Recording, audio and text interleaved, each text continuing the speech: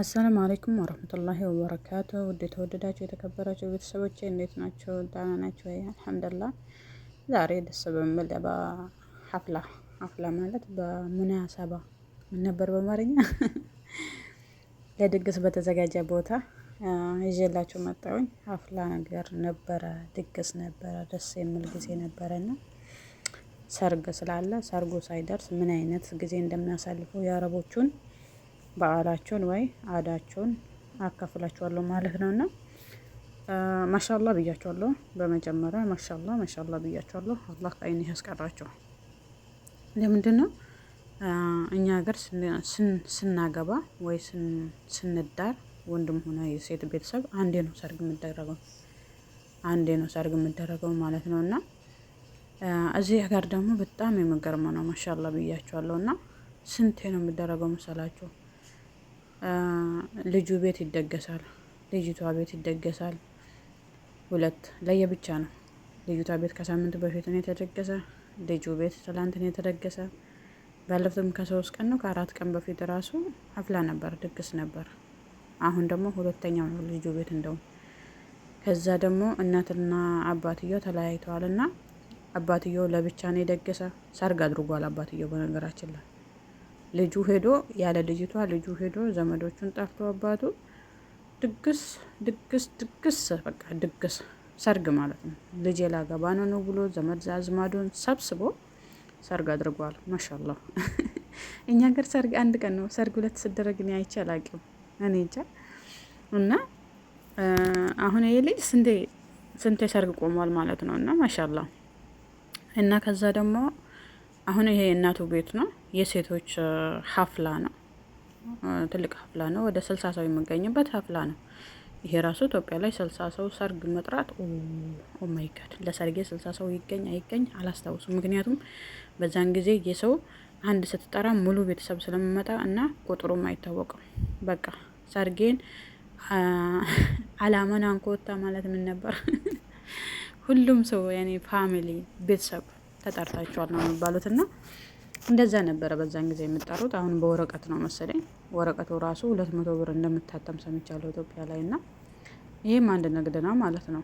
በዛን ጊዜ እኔ በማገባ ጊዜ ደግሞ የዛሬ 15 ዓመት አካባቢ በወረቀት ነበርና በወረቀት አልነበረም፣ በጥሪ እንደዚህ ሰው ተልኮ ሂድ ላይ ከሌ ቤተሰብ ነገር ሂጂ ላይ ከሌ ቤተሰብ ነገር ምናምን ማዘር እንደዚህ እያለች ነው መልእክት እያስቀመጠች የነበረን በእንደዛ አይነት ነበር።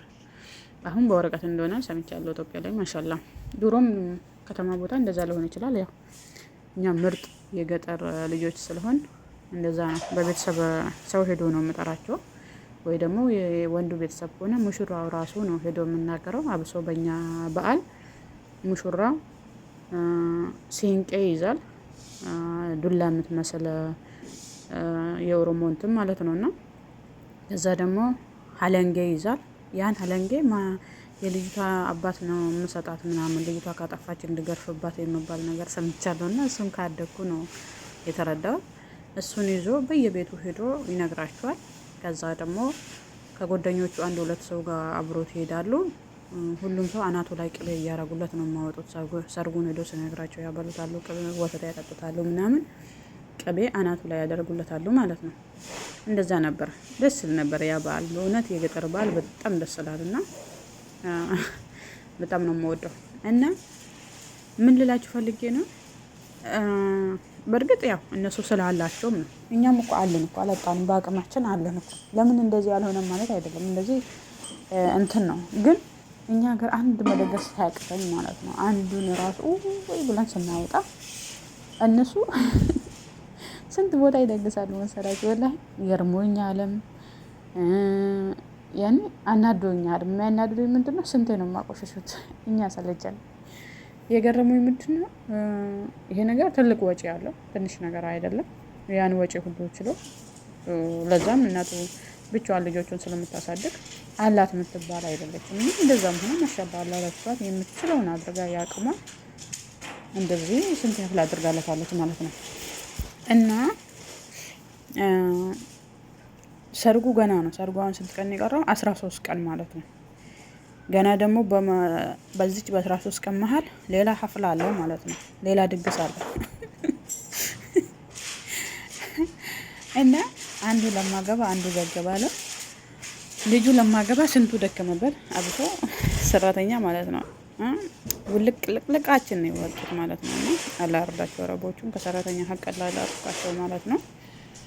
ብቻ አላቅም። ትላንት በቃ ደስ የሚል የሰርግ እንትን ነበረና እዛ ቆይተን ጥሩ ጊዜ አሳልፈን ያው ምኬደው እዚያ ጋር ሌሊት ነው።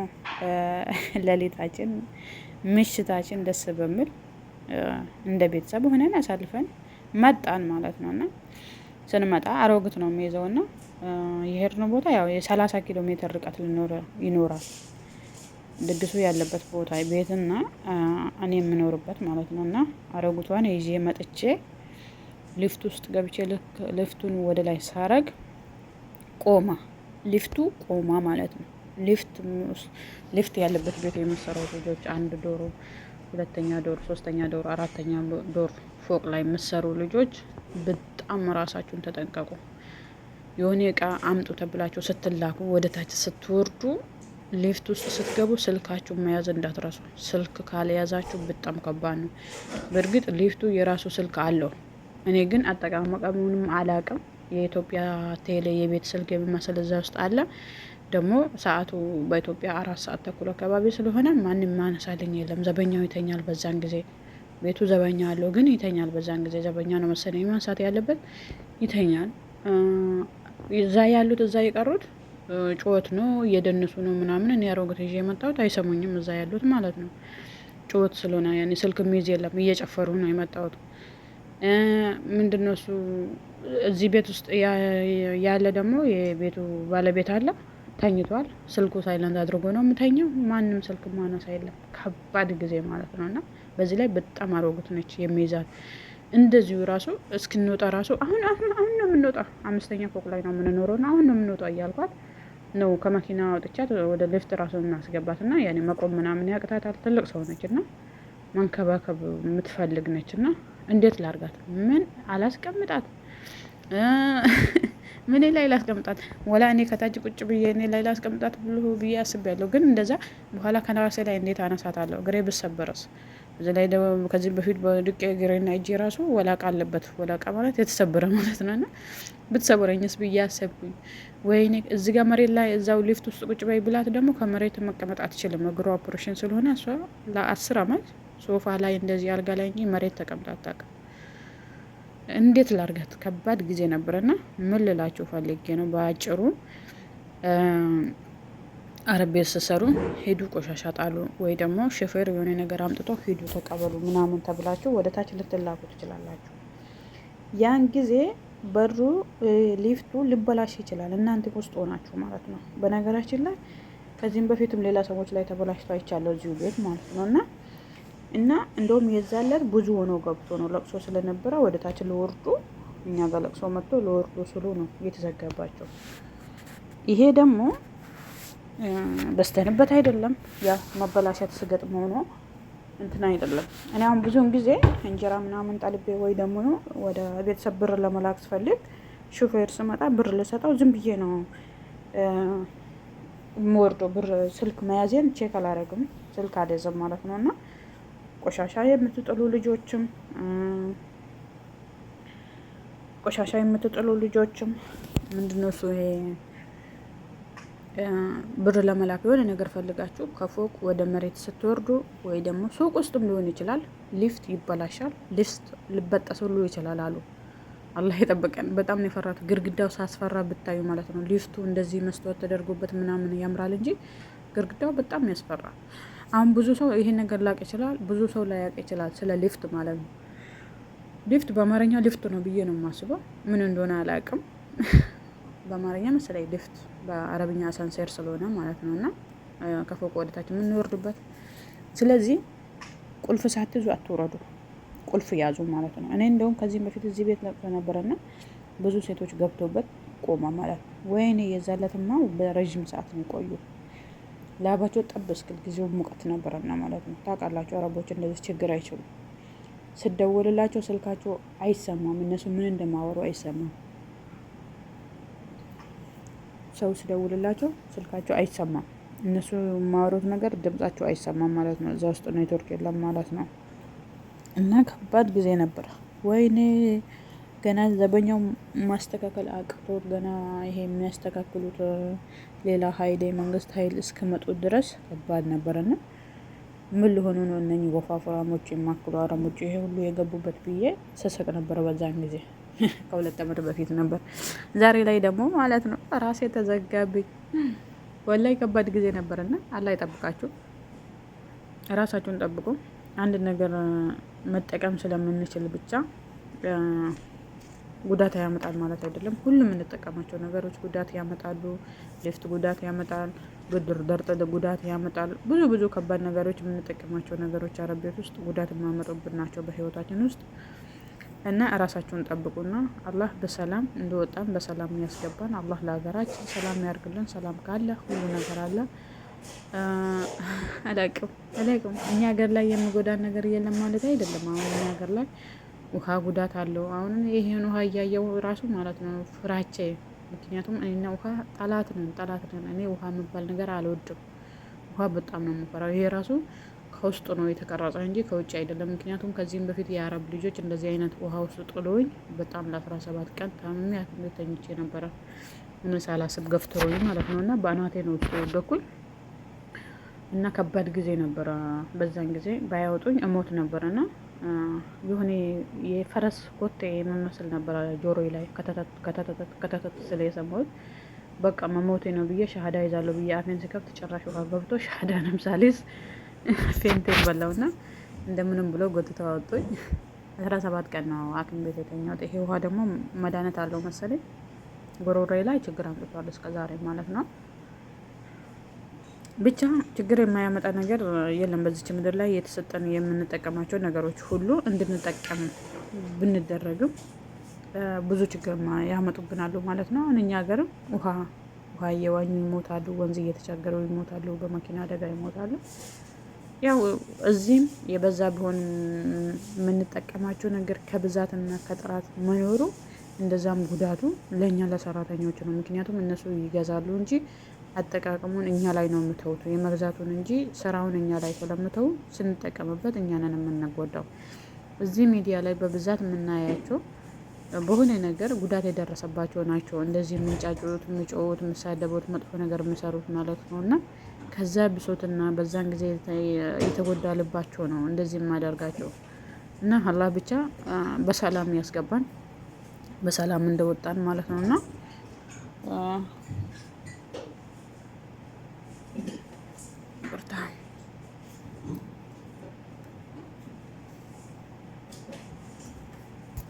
በሰላም እንደወጣን በሰላም ያስገባን። አላህ ለሀገራችን ሰላም ያድርግልን። 2016 የሰላምና የፍቅር የአንድነት እኛ ወደ ሀገራችን የምንገባበት አላህ ያድርግልን። ወደ ሀገራችን ስላችሁ ማለት ነው እና በቅርብ ጊዜ ነው የምኖርበት አካባቢ የሆነች ልጅ አይምሮዋ ተነፍቶ ምናምን አያለው እና ያለችበትን ልጅ እንደውም በአካልም አውቀዋለሁ። ከአገር ቤት አዲስ የሚመጡ ልጆች አንደኛ ሲወጡ ራሱ አይምሯቸው በደንብ መታየት አለበት። ሁለተኛ ደግሞ መመከር አለባቸው። ከባድ ምክር ያስፈልጋቸዋል። ምክንያቱም እንሰራለን ብሎ ሲመጡ ብዙ አይነት ፈተና እንዳለ ማወቅ አለባቸው። ውጭ ሀገር አንዳንድ ሰዎች የጀነት እንትን እየመሰላቸው የሚመጡ አለና ውጭ ሀገር የአዛብ እንትን ነው እንጂ የጀነት አይደለም። በቃ ያን መረዳት አለባቸው። እዚህ የማያጋጥማቸው አዲስ ሆነው አዛብ ነው። እኛ ዛሬ ራሱ እስከ ዛሬ የኖርንበት ተደስተን መልካም ጊዜ ሆኖልን ጥሩ ስራ ሆኖልን አይደለም ታግሰን ነው እንጂ በዙራችሁ ዘመዶቻችሁ ጎረቤት ምናምን ስመጣ ስታገኙ እናንተ ደግሞ ያሳልፋችሁን ውጣ ውረድ እያካፈላችሁ ለመምከር ሞክሩ ማለት ነው። ምክንያቱም ስመጡ አክስ የሆነ ነገር ሲያጋጥማቸው አይምሯቸውን እንደዚህ እንዳይሰጡና አሳዝናኛለች ልጅቷ። አላህ ያድናት፣ አላህ ያንሳላትና ብቻ አላህ ይጠብቀንና የአምስት ልጆች እናት ነችና ብሎ ስለቁ ምናምን አይቻለሁ።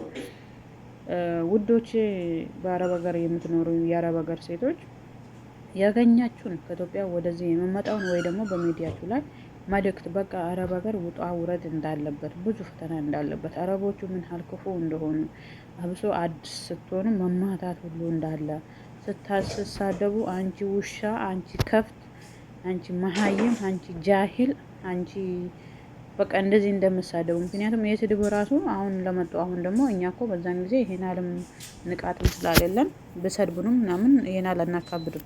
አሁን የመጡ ደግሞ በነጻነት መኖር ለምዷል። የኢትዮጵያ ሕዝብ እንደ ድሮ አይደለም፣ ጨለማ ውስጥ አይደለም። እኛ ከጨለማ ውስጥ መተን እነሱ ጋር ስንገባ ተገፍተንም ተሰድበንም ያለ ምግብም አድረንም ተርበንም ቆይተናል። የአሁኖቹ ደግሞ እንደዛ አይደለም እና እንደዚህ አይነት ነገር ደግሞ አረቦች ጋር ሰውን ወደታች የመያዝ የመጫን የስራ ክብደት ብዙ ነገር እንዳለ ሁላችሁም በሚዲያችሁ ላይ ማስተላለፍ አለባቸው። ይሄን አውቆ ይሁን ራሴን ዝቅ አድርጌ ሰርቼ እመጣለሁ 2 አመት ምንም አይደለችም ብላ የመጣች መርሃባ።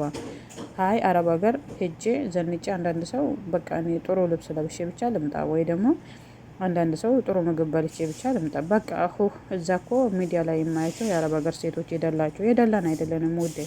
ፀሐይ ስለማናገኝ ቤት ውስጥ ስለምንሆን ቀላን እንጂ ማለት ነው። ተሰቃይተናል፣ ስቃይ ውስጥ ነን እና ይሄን ነገር እየተረዳችሁ ወደዚህ ማምጣት አለባችሁና በዚህ ዙሪያ ላይ ኢንሻአላህ በየቀኑ ቪዲዮ ብሰራ ደስ ይለኛል። አጠር ያለች ቪዲዮ፣ ምክንያቱም ሰው ሊሰማ ይችላል። መልካም ቀን ሁላችሁ።